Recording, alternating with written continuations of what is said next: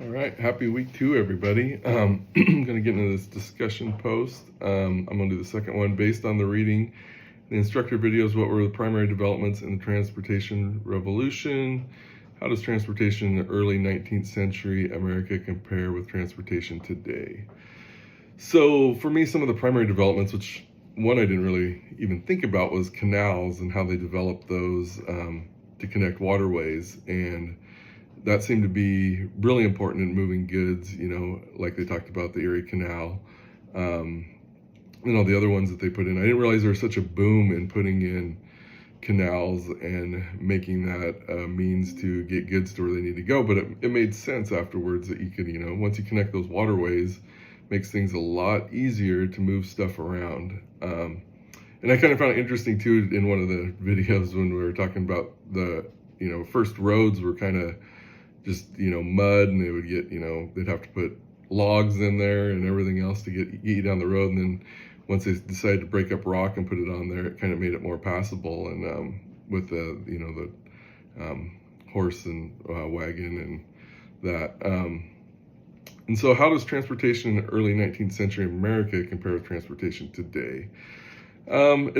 It's different, as obviously we have automobile, a lot of truck, everything's paved, there's no gravel, but it's the same in some ways too, because we also use railroad for getting goods, and for transportation that's not widely used, but it's still used.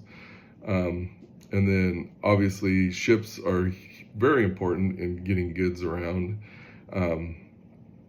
to from different countries. You got to get them obviously across the ocean or waterways, and so that's kind of one of the differences I've seen. And like I said, the kind of the same, that was the same.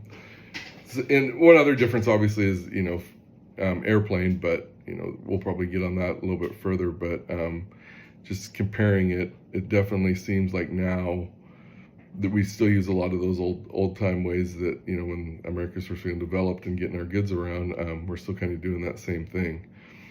I did enjoy this reading about this chapter or these chapters and the videos and stuff, and just learning what it took to get goods to where they needed to go, how that helped obviously us develop as a country, having goods be able to be more widely available, get them to where they need to go, and all our resources, and utilizing making canals and coming up with a railroad, and kind of using a lot of that from Britain and stuff, where they had the first early railroad type setup, and and then us bringing it here and kind of developing the steam and all that. So anyway, that's my post. I look forward to hearing what everybody else has to say, and I hope everybody has a good week. Thanks.